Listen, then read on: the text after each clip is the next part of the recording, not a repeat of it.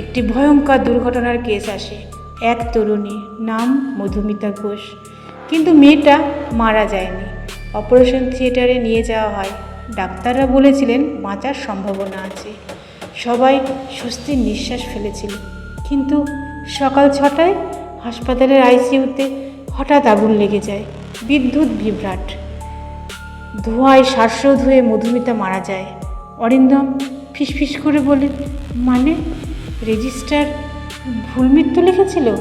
অমলবাবু ধীরে মাথা নাড়লেন, না, রেজিস্টার কখনো ভুল লেখে না, কিন্তু কেউ যদি তার লেখা বদলানোর চেষ্টাও করে, মৃত্যু নিজেই নিজের রাস্তা খুঁজে নেয়।